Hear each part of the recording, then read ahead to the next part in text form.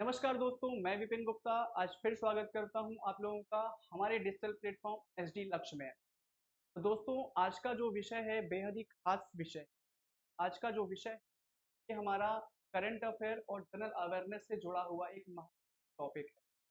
ये टॉपिक एक ऐसा टॉपिक है जहाँ से किसी भी परीक्षा में एक प्रश्न आपको मिल जाते हैं।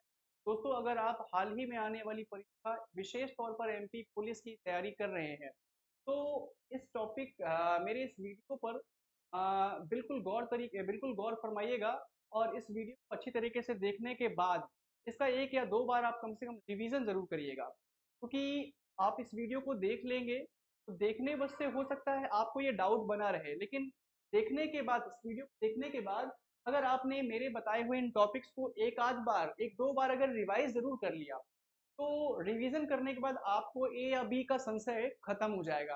कि दोस्तों, हम पढ़ते तो बहुत कुछ है लेकिन पढ़ने के बाद हम लोग रिवीजन नहीं करते हैं। और आपको दोस्तों ये बात जरूर ध्यान देनी होगी क्योंकि केवल सफलता पढ़ने से नहीं, पढ़ने के बाद रिवीजन करने से आती है। कि अगर हम रिवीजन नहीं करते हैं तो फिर वही हम एग्जामिनेशन हॉल में बैठकर केवल सोचते हैं कि ए है या बी है। अगर आप ऐसा समय व्यतीत नहीं करना चाहते हैं तो केवल आप पढ़िए नहीं, पढ़ने के बाद रिवाइज जरूर करिए। और करंट अफेयर जनरल अवेयरनेस का सबसे महत्वपूर्ण टॉपिक है, उनमें से महत्वपूर्ण टॉपिक्स में आज आप लोग के लिए वीडियो लेकर आया हूँ। तो चलिए शुरू करते हैं। बहुत हम आगे समय आपका नहीं लेंगे और शुरुआत करते हैं टॉपिक से। अरे क्या होगा,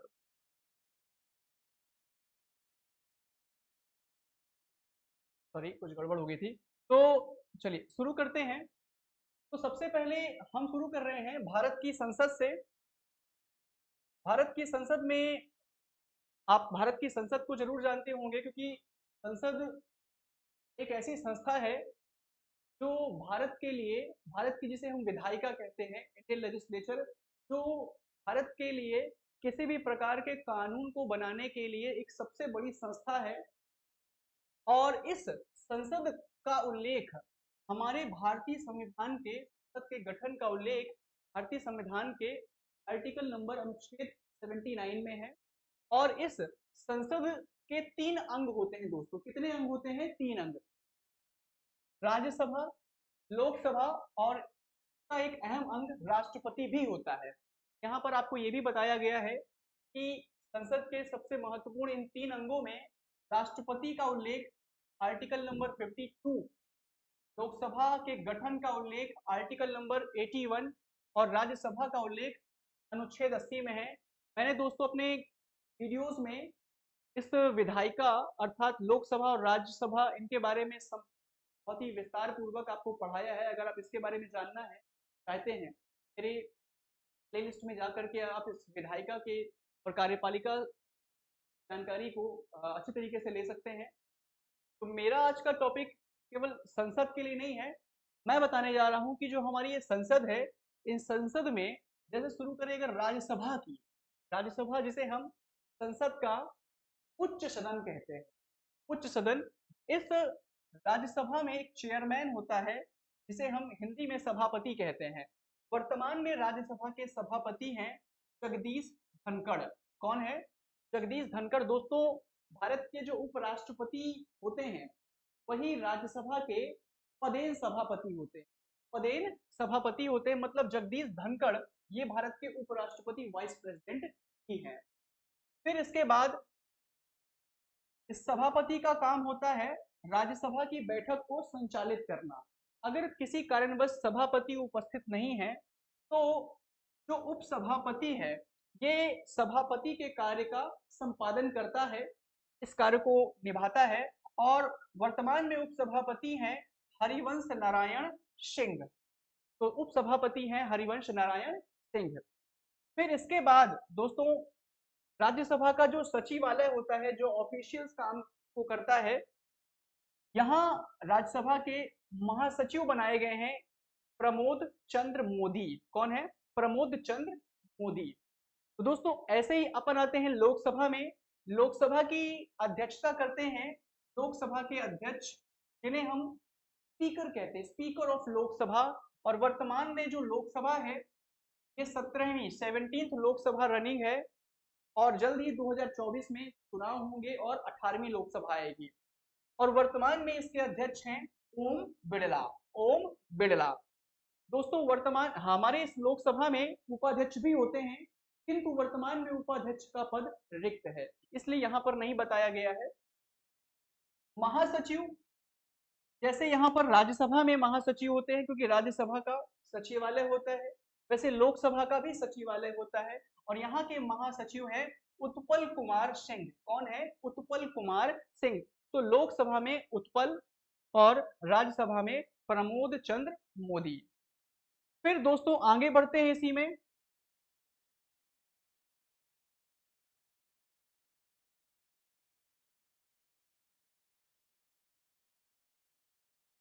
और इसी में हम ये जान लेते हैं कि बार बार गलतियां हो जाती हैं यहाँ पर राज्यसभा में नेता प्रतिपक्ष जिसे हम अपोजिशन लीडर कहते हैं, राज्यसभा में नेता प्रतिपक्ष के तौर पर नियुक्त किए गए हैं वर्तमान में मल्लिकार्जुन खड़गे। और खड़गे दोस्तों एक बात और बता दूं कि जो नेता प्रतिपक्ष है ये विपक्षी दल, जो सबसे बड़ी विपक्षी पार्टी होती है उन्हीं में से किसी एक व्यक्ति को नेता प्रतिपक्ष का दर्जा दिया जाता है। और नेता प्रतिपक्ष का दर्जा पाने के लिए विपक्षी दल में एक शर्त ये है कि कम से कम उसके पास कुल सीटों का 1/10 सीटें उसके पास मिनिमम होनी चाहिए, उस पार्टी को नेता प्रतिपक्ष का दर्जा नियुक्त अधिकार जाता है। ऐसा ही लोकसभा में भी होता है। यहाँ पर अधीर रंजन चौधरी हैं लोकसभा में नेता प्रतिपक्ष, और यहाँ पर है मल्लिकार्जुन खड़गे। ठीक है, फिर इसके बाद आगे बढ़ते हैं। अब हम आते हैं भारत के प्रथम पद, भारत के प्रथम नागरिक। और भारत के जो प्रथम नागरिक हैं, आप बहुत अच्छी तरह जानते हैं कि भारत का प्रथम नागरिक भारत के राष्ट्रपति, और वर्तमान में भारत के राष्ट्रपति है एक जिनका नाम है द्रौपदी मुर्मू। और दोस्तों ये भारत की 15वीं राष्ट्रपति हैं, 15वीं। और जैसा कि मैंने बताया ही है आपको कि जगदीप धनखड़ ये भारत के उपराष्ट्रपति हैं। ही मैंने बताया है कि उपराष्ट्रपति ही राज्यसभा का पदेन सभापति होता है। तो जगदीप धनखड़ जो कि उपराष्ट्रपति ये 14वें नंबर के हैं, 14, और राष्ट्रपति 15वीं है। ठीक है, इनके बारे में और कुछ जानकारियां हम ले लेते हैं। भारत की जो राष्ट्रपति हैं इनकी जो सबसे महत्वपूर्ण बातें हैं, पहला द्रौपदी मुर्मू मुर्मू ये भारत की 15वीं राष्ट्रपति, पहला सबसे इंपॉर्टेंट। दूसरा, ये भारत की दूसरी महिला राष्ट्रपति। क्या आपको पता होगा कि पहली महिला राष्ट्रपति भारत की थी प्रतिभा देवी पाटिल। ठीक है, इसके बाद तीसरा अहम जो महत्वपूर्ण बिंदु है, भारत की पहली आदिवासी महिला राष्ट्रपति, मतलब ये आदिवासी समुदाय से हैं और आदिवासी समुदाय से राष्ट्रपति बनने वाली ये भारत की पहली महिला। और ये भी बता दूं कि ये आपकी आदिवासियों में संथाल जनजाति समुदाय से संबंधित हैं, ये भी याद रखिएगा। संथाल ये आपका झारखंड उड़ीसा से बिलोंग करती जनजाति समुदाय। और इसके बाद अगला पॉइंट है, आजाद भारत में जन्मी या जन्म लेने वाली ये भारत की पहली महिला राष्ट्रपति हैं। दोस्तों बेहद इंपॉर्टेंट पॉइंट। इसका मतलब ये हुआ कि इसके पहले जितने भी राष्ट्रपति बने हैं वो आजाद भारत में नहीं थे, उसके पहले जन्मे थे। ये इंडिपेंडेंट इंडिया की ये पहली महिला राष्ट्रपति, पहली है ना, आजाद भारत में जन्म लेने वाली पहली महिला राष्ट्रपति हैं। इसके बाद इसमें अगला इंपॉर्टेंट पॉइंट, ये ओडिशा से आने वाली पहली राष्ट्रपति है, मतलब इनका संबंध ओडिशा से है। कहा संथाल जनजाति समुदाय ओडिशा। और झारखंड में पहली महिला राज्यपाल नियुक्त हुई थी, मतलब राष्ट्रपति बनने से पहले ये झारखंड की राज्यपाल, और ये झारखंड की पहली महिला राज्यपाल भी। तो ये हमारे भारत के राष्ट्रपति के सबसे महत्वपूर्ण इंपॉर्टेंट पॉइंट हैं दोस्तों। इसके बाद हम आते हैं अब भारत के संवैधानिक प्रमुख पद। आपको जानकारी दे दूं, संवैधानिक और सांविधिक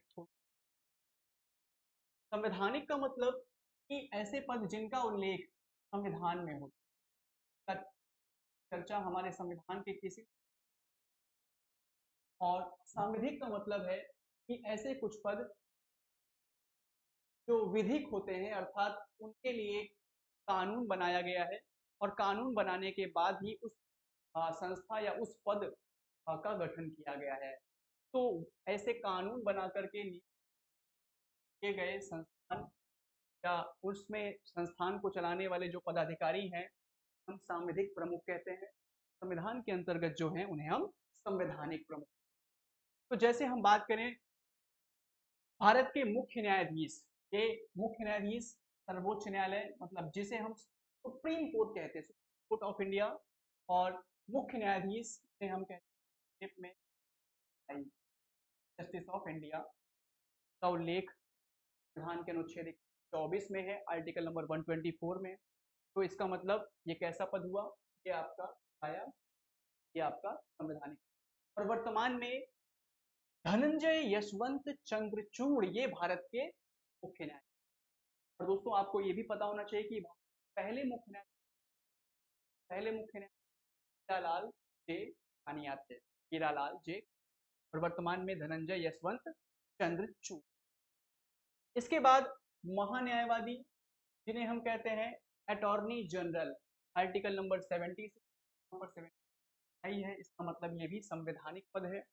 और इस पद को भारत का प्रथम विधि अधिकारी भी कहा, तो मिला के हिंदी अपनी जो भारत सरकार को विधिक मामलों में सलाह करता है भारत। और वर्तमान में अटॉर्नी जनरल है आर वेंकट रमणी। कौन है? आर वेंकट रमणी। इसके बाद इसी पद के नीचे एक पद होता है सबऑर्डिनेट पद, ये आपका सांविधिक पद है, कहते हैं सॉलिसिटर जनरल ऑफ इंडिया। ये संवैधानिक नहीं है, ये कैसा है? ये आपका सांविधिक है, सांविधिक पद बोलेंगे, सांविधिक। और वर्तमान में है तुषार मेहता। इसके बाद नियंत्रक एवं महालेखा परीक्षक, जिसे कहते हैं हम कंट्रोलर एंड ऑडिटर जनरल, ये आपका संवैधानिक पद है दोस्तों, क्योंकि देखिए लिखा है आर्टिकल नंबर 148 में इसका उल्लेख है, तो ये आर्टिकल है, इसका मतलब संवैधानिक ही है। और वर्तमान में CAG कैग कौन है? इसका नाम है गिरीश चंद्र मुर्मू। और गिरीश चंद्र मुर्मू ये 14वें नंबर के वर्तमान में जो कैग हैं 14वें नंबर के हैं, और ये जम्मू के पहले उपराज्यपाल नियुक्त थे। ठीक है, जम्मू के पहले उपराज्यपाल इसलिए क्योंकि अब जम्मू कश्मीर जब यूनियन टेरिटरी बन गया तो वहां से राज्यपाल के स्थान पर अब उपराज्यपाल का पद बनाया गया, कि राज्यपाल का पद राज्यों के लिए बनाया गया है और उपराज्यपाल आपका यूनियन टेरिटरीज में। इसके बाद आगे बढ़ते हैं। इसके बाद दोस्तों एक और पद यहां पर है,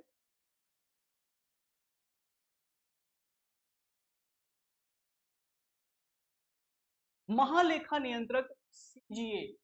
ये भी दोस्तों सांविधिक पद है, और वर्तमान में CGA हैं आपके श्याम सुंदर दुबे। और ये श्याम सुंदर दुबे भारत के 28वें महालेखा नियंत्रक हैं। ये तीनों पद याद रखिएगा। अटॉर्नी जनरल आपके कौन है? वेंकट रमाणी। Solicitor general Tushar Mehta. गिरीश चंद्र मुर्मू है कैग, और CGA महालेखा नियंत्रक है श्याम सुंदर दुबे। ठीक है, इसके बाद आते हैं अब हम भारत में सशस्त्र सेनाओं के प्रमुख, जल सेना, थल सेना, वायुसेना इसमें आती हैं। तो यहाँ पर सबसे पहले आता है, ये जान लें कि सर्वोच्च सेनापति, भारत में तीनों सेनाओं का सर्वोच्च सेनापति है। तो सर्वोच्च सेनापति होते हैं भारत के राष्ट्रपति, और कौन है? द्रौपदी मुर्मू। इसके बाद सेनाओं में सबसे बड़ा पद जो बनाया गया है वो है चीफ ऑफ डिफेंस स्टाफ, और वर्तमान में चीफ ऑफ डिफेंस स्टाफ है लेफ्टिनेंट जनरल अनिल चौहान। और आपको ये शायद ये जानकारी होगी, अनिल चौहान ये सेकेंड नंबर के हैं, और पहले चीफ ऑफ डिफेंस स्टाफ बनाए गए थे जनरल बिपिन रावत।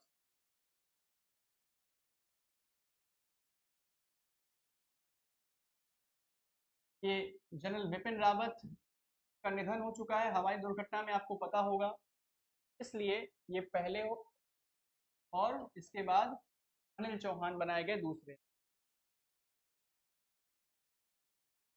इसके बाद दोस्तों आगे आते हैं सशस्त्र सेनाओं में जल सेना, थल सेना, वायु सेना। तो इसमें हम सबसे पहले आते हैं थल सेना। इंडियन आर्मी के जो हेड हैं तो थल सेना अध्यक्ष है मनोज पांडे। ये 29 नंबर के हैं। मैं आपको ये भी बता दूं कि पहले कौन थे भारत के पहले थल सेना के अध्यक्ष। तो भारत पहले थल सेना के अध्यक्ष थे एम करियप्पा। नाम भी याद रखिएगा, जनरल एम करियप्पा। फिर इसके बाद वायुसेना एयरफोर्स के जो चीफ थे तो वर्तमान में है V R Chaudhary. V R Chaudhary ये 27वें नंबर के हैं। और यहीं पर आपको जानना है कि पहले कौन थे। तो वायुसेना के जो पहले अध्यक्ष हैं ये थे सुब्रत मुखर्जी।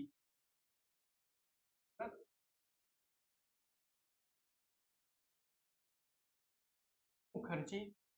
इसके बाद आते हैं नौसेना। नौसेना इंडियन नेवी। तो नौसेना के वर्तमान अध्यक्ष हैं आर हरि कुमार और ये हैं 25वें। इसमें हम ये भी देख लेते हैं कि भारत के नौसेना के पहले अध्यक्ष कौन। तो पहले अध्यक्ष दोस्तों यहाँ पर ब्रिटिश गवर्नमेंट के टाइम पर बनाए गए थे एडमिरल। ये आपका उस समय सबसे बड़ा जो पद है इसमें एडमिरल उपाधि है जो हम जिस शब्द का प्रयोग करते हैं।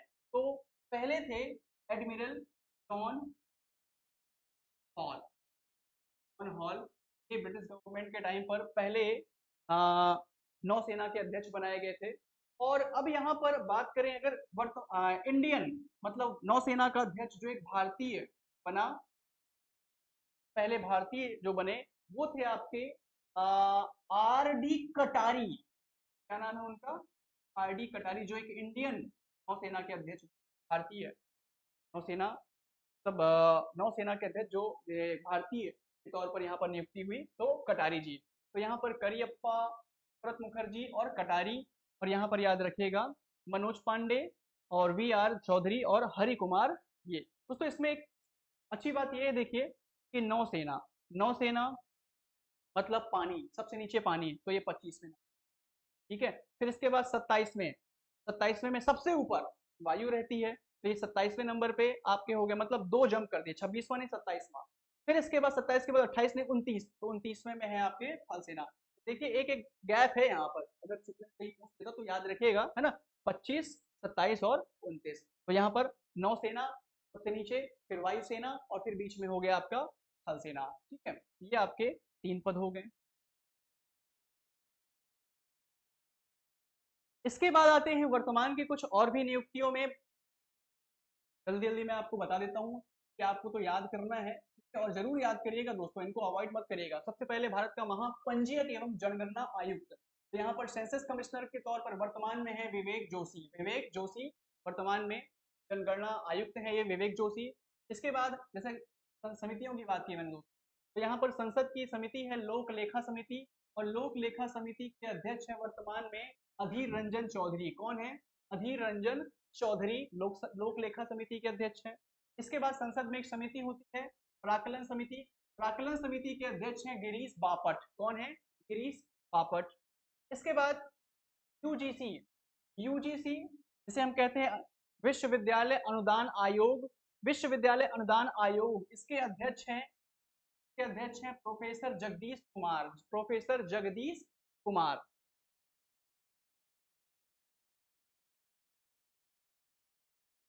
इसमें और भी देखते हैं अपन। के बाद देखते हैं एनसीईआरटी। एनसीईआरटी ये क्या है? राष्ट्रीय शैक्षणिक अनुसंधान और प्रशिक्षण परिषद। NCERT national national council of educational research and training, ये इसका फुल फॉर्म है। और इस एनसीईआरटी के वर्तमान में अध्यक्ष हैं दिनेश प्रसाद शकलानी। दिनेश प्रसाद शकलानी। इसके बाद आते हैं CBSE, central board of secondary education, केंद्रीय माध्यमिक शिक्षा बोर्ड। और इसमें इसके अध्यक्ष हैं निधि हेब्बर। तो दोस्तों ये नाम आपको याद रखने होंगे। फिर से मैं जनगणना आयुक्त विवेक जोशी, लोक लेखा समिति अधीर रंजन चौधरी, प्राकलन समिति गिरीश बापट, यूजीसी जगदीश कुमार, एनसीईआरटी दिनेश प्रसाद और सीबीएसई दिनेश निधि छिब्बर।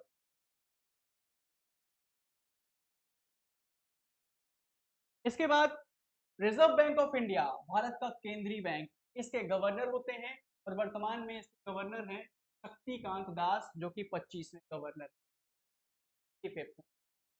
और आपको इसके पहले गवर्नर का नाम भी बता देता हूं, जिनका नाम है सर बॉर्न के पहले गवर्नर थे आरबीआई के। का हेडक्वार्टर कहाँ है दोस्तों? का हेडक्वार्टर मुंबई में है।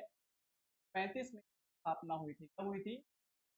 1 अप्रैल 1935।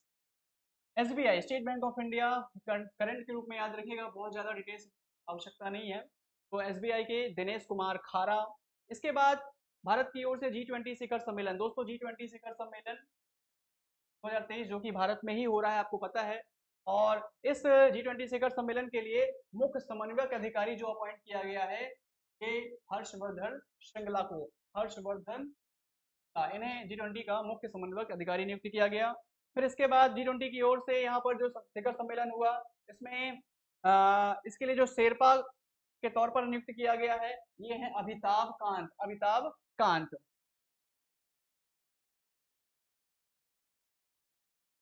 के बाद आते हैं भारत के प्रमुख सचिव और सलाहकार विभिन्न विभागों के। तो जैसे बात करें अगर हम सबसे बड़ा, भारत का सबसे बड़ा जो प्रशासनिक पद है, सबसे बड़ा प्रशासनिक अधिकारी, जिसे हम कहते हैं कैबिनेट सचिव, सबसे बड़ा, ठीक है। जो पद है यहाँ पर कैबिनेट सचिव का होता है और वर्तमान में है राजीव गाबा, बिल्कुल याद रखिएगा राजीव गाबा। इसके बाद विदेश सचिव, विदेश सचिव है विनय मोहन, वा से विदेश वा से विनय, विनय मोहन क्वात्रा। इसके बाद गृह सचिव, गृह सचिव है अजय कुमार भल्ला, अजय कुमार भल्ला। रक्षा सचिव है गिरिधर, रक्षा सचिव कौन है? गिरिधर अरमाने, अरमाने, अरमाने, है ना। फिर वित्त सचिव, सचिव को सेक्रेटरी बोलते हैं। वित्त सचिव ये है आपके टीवी सोमनाथन, टीवी सोमनाथन। राजस्व सचिव, राजस्व सचिव है आपके संजय मल्होत्रा, संजय मल्होत्रा। वाणिज्य सचिव है आपके सुनील बर्थवाल, वाणिज्य सचिव कौन है? वाणिज्य सचिव है आपके सुनील बर्थवाल। राष्ट्रीय सुरक्षा सलाहकार इंपॉर्टेंट है, राष्ट्रीय सुरक्षा सलाहकार अजीत डोभाल। इसके बाद उप राष्ट्रीय सुरक्षा सलाहकार पंकज कुमार सिंह। मुख्य आर्थिक सलाहकार, ये भी इंपॉर्टेंट है ज्यादा, मुख्य आर्थिक सलाहकार है अनंत नागेश्वर। दोस्तों इसमें मैं भी आपको बता देता हूँ, सबसे इंपॉर्टेंट आपका ये कैबिनेट सचिव, गृह सचिव, ये जरूर याद रखिएगा। याद सभी रखना है लेकिन हम ज्यादा तवज्जो इनको दे रहे हैं क्योंकि यहाँ पर ये ज्यादा चर्चित रहते हैं, कई बार पूछे भी गए हैं। प्रधान वैज्ञानिक सलाहकार, तो प्रधान वैज्ञानिक सलाहकार अजय कुमार सूद, अजय कुमार। इसके बाद आते हैं दोस्तों कुछ और भी अन्य प्रमुख पदाधिकारी। तो प्रमुख पदाधिकारियों में आ जाते हैं अपन, सबसे पहले सेबी, बोर्ड ऑफ इंडिया, भारतीय प्रतिभूति एवं विनियम बोर्ड, विनियमन बोर्ड। तो सेबी के डायरेक्टर अध्यक्ष हैं माधवीपुरी बुच, माधवीपुरी बुच, ये सेबी के हैं, इंपॉर्टेंट है। इसके बाद सीबीटी, सीडीटी केंद्रीय प्रत्यक्ष कर board, central direct tax board. तो सेंट्रल डायरेक्ट टैक्स बोर्ड के अध्यक्ष नितिन गुप्ता, आप याद रखिएगा केंद्रीय प्रत्यक्ष कर बोर्ड नितिन गुप्ता। इसके बाद आते हैं सीबीआईसी, केंद्रीय अप्रत्यक्ष कर, जैसे ये डायरेक्ट टैक्सेस के लिए है वैसे इनडायरेक्ट टैक्सेस के लिए है। और सीमा शुल्क बोर्ड, सीमा शुल्क बोर्ड, इसके अध्यक्ष विवेक जौहरी, ठीक है, विवेक जौहरी। इसके बाद यूआईडीएआई, यूआईडीएआई आप जानते ही हैं, भारतीय विशिष्ट पहचान प्राधिकरण, unique identification authority of India हैं सौरभ गर्ग। कौन है? सौरभ गर्ग, तो आधार कार्ड बनता है हमारा। सीईओ, किसके सीईओ? केंद्रीय फिल्म प्रमाणन बोर्ड। तो यहाँ पर फिल्म प्रमाणन बोर्ड के हैं रविंद्र भास्कर, रविंद्र भास्कर। इसके बाद भारतीय दूरसंचार नियामक प्राधिकरण, तो भारतीय दूरसंचार के जो अध्यक्ष हैं ये है पीडी वाघेला। कौन है? पीडी बाघेला। तो दोस्तों जरूर याद रखेगा, सेबी माधवीपुरी, सीबीडी प्रत्यक्ष कर के लिए नितिन गुप्ता, अप्रत्यक्ष कर के लिए विवेक जौहरी, यूआईडीएआई सौरभ गर्ग, फिल्म प्रमाणन बोर्ड के रविंद्र भास्कर और दूरसंचार प्राधिकरण के PD Baghela.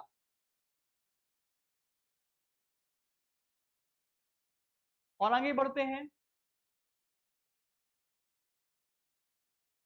Narcotics control bureau, narcotics control bureau इसके अध्यक्ष सॉरी, ये आपका जो है इन संस्थानों के बारे में कुछ बातें बताई गई यहाँ पर। सबसे पहले यहाँ पर नारकोटिक्स कंट्रोल ब्यूरो, नारकोटिक्स स्थापना 1986, नारकोटिक्स कंट्रोल ब्यूरो की स्थापना 1986, का मुख्यालय है नई दिल्ली और इसके वर्तमान में जो प्रमुख है वो है सत्यनारायण प्रधान। क्या नाम है इनका? सत्यनारायण प्रधान। ये आपका एक संस्थान हो गया, सभी इंपॉर्टेंट संस्थान है दोस्तों ये, और बिल्कुल करंट की नियुक्तियां हैं ये, मिस मत करिएगा। फिर इसके बाद केंद्रीय सतर्कता आयोग, ये आपके लिए ज्यादा इंपॉर्टेंट है, केंद्रीय सतर्कता आयोग। तो केंद्रीय सतर्कता आयोग सीवीसी, सेंट्रल विजिलेंस कमीशन, 1964 में स्थापना हुई, मुख्यालय दिल्ली में है और वर्तमान में इसके प्रमुख हैं प्रवीण कुमार श्रीवास्तव, प्रवीण कुमार श्रीवास्तव। तो श्रीवास्तव सतर्कता के। इसके बाद आते हैं, इधर देख लेते हैं सीबीआई, ये भी इंपॉर्टेंट है, सीबीआई सेंट्रल ब्यूरो इन्वेस्टिगेशन 1963, 1963। तो देखिए सीवीसी 1964 में आया और सीबीआई 1963 में, एक साल पहले। बाकी मुख्यालय दोनों का दिल्ली में ही है। सीबीआई के हेड है आपके सुबोध कुमार जायसवाल, सुबोध कुमार जायसवाल, और सतर्कता आयुक्त के हैं प्रवीण कुमार श्रीवास्तव। ये भी इंपॉर्टेंट है दोस्तों। सीआईसी सूचना आयुक्त, सूचना आयुक्त इसकी स्थापना 2005, क्योंकि आपको पता है आरटीआई एक्ट 2005 में आया है और इसकी भी मुख्यालय दिल्ली में, जनरली सबका मुख्यालय दिल्ली में ही होगा, तुक्का मारना दिल्ली मार सकते हो। हेड है आपकी यशवर्धन कुमार सिन्हा। कौन है? यशवर्धन कुमार सिन्हा, सूचना। ठीक है। इसके बाद ईडी, इन्फोर्समेंट डिपार्टमेंट। तो ये इन्फोर्समेंट डायरेक्टरेट जो है, जिसे हम प्रवर्तन निदेशालय कहते हैं, तो प्रवर्तन निदेशालय ईडी काफी छापे मार रही है इस समय ईडी। इसकी स्थापना 1956 में हुई है, हेडक्वार्टर सेम दिल्ली, और इसके प्रमुख हैं संजय कुमार मिश्रा, संजय कुमार मिश्रा, ये भी इंपॉर्टेंट है। आईबी इंटेलिजेंस ब्यूरो, दोस्तों इंटेलिजेंस ब्यूरो रॉ के बारे में भी बताऊंगा। एक खुफिया एजेंसी है, ये खुफिया एजेंसी जो भारत के अंदर जो है खुफिया कोई भी अगर भारत के लिए कोई षड्यंत्रकारी कोई घटनाएं कोई अगर प्लान कर रहा है, तो इन सब इस तरह के मामलों की जो है खुफिया एजेंसी बनाई गई है, वो है आईबी। दोस्तों ये आईबी की स्थापना 1887 में हुई। तो जब इसकी स्थापना हुई 1887 में, 1887 में, तो तब इसे आईबी नहीं कहा जाता था। की स्थापना 1887 में जब हुई, तब इसे एक भारतीय राजनीतिक खुफिया कार्यालय कहा जाता था, भारतीय राजनीतिक खुफिया कार्यालय, इस नाम से जाना जाता था। और 1947 में इसे आईबी कहा गया, ये नाम दिया गया 1947 में आजादी के बाद। और इसका हेडक्वार्टर नई दिल्ली में है और इसके वर्तमान में अध्यक्ष है तपन कुमार डेका, तपन कुमार डेका, याद रखिएगा। इसके बाद नेक्स्ट है NIA, NIA national investigating agency, जांच है, जांच नेशनल इन्वेस्टिगेटिंग एजेंसी। इसकी स्थापना एनआईए की 2004 में हुई, मुख्यालय नई दिल्ली में है और इसके प्रमुख हैं दिनकर गुप्ता। इसके बाद एनडीआरएफ, एनडीआरएफ राष्ट्रीय आपदा अनुक्रिया बल। जी हाँ दोस्तों, नेशनल डिफेंस रिस्पांस फोर्स। जब आपदाएं वगैरह, बाढ़ वगैरह आती तो इसी के लोग जो है जा करके जनता की मदद करते हैं। और इसके वर्तमान में अध्यक्ष हैं अतुल कारवाल, और ये 2006 में इसकी स्थापना हुई है और अतुल कारवाल इसके अध्यक्ष हैं। देखिए मुख्यालय आपका फिर से इसका दिल्ली ही है। इसके बाद आईबी, देखिए मैंने अभी आपको जस्ट बताया ही है, सॉरी आईबी अभी मैंने आपको बताया। आईबी क्या करती है? आईबी ये देश के अंदर रहकर काम करती है और जो इसके अंदर की जो समस्या खुफिया जानकारी एकत्रित करती है, और देश के बाहर अगर कोई इंडिया के लिए कोई ऐसी प्लानिंग कर रहा है, इन सब चीज़ों की खुफिया जानकारी एकत्रित करने की जिम्मेदारी किसकी होती है? रॉ की, रिसर्च एंड एनालिसिस विंग। तो दोस्तों इसकी स्थापना 1968 में हुई। इसका भी मुख्यालय कहाँ पर है? नई दिल्ली में। और इसके अध्यक्ष हैं, हेड हैं सामंत कुमार गोयल। कौन है? सामंत कुमार गोयल। तो इसके गोयल हैं और आईबी के डेका।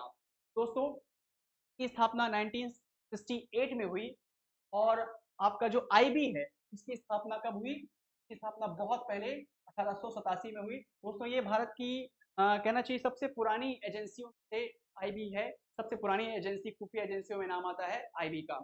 दोस्तों ये सबसे महत्वपूर्ण टॉपिक है आपके हाल ही में जो पुलिस का या इसके जो भी इसके अलावा जो एग्जाम्स हैं उसमें आप अगर ये वीडियोस देख रहे हैं, ये चीज़ जो मैंने पढ़ाई है बहुत महत्वपूर्ण। तो अगर आपने इसको पूरा वीडियो देखा है और आपको समझ में आया है तो लाइक और सब्सक्राइब जरूर कर दीजिएगा। और जो मैंने पढ़ाया है इस टॉपिक को, इन टॉपिक्स को आप एक बार रिवाइज जरूर करिएगा दोस्तों, वरना किसी मतलब का नहीं रहेगा। ठीक है, तो इसलिए आप अगर आपको ऐसी चीज़ें और मिलती रहें तो चैनल को सब्सक्राइब जरूर कर देना, क्योंकि मैं जल्द ही और ही ऐसे टॉपिक्स लेकर आने वाला हूँ आपके एग्ज़ाम के पहले। तो फिर मिलते हैं, धन्यवाद।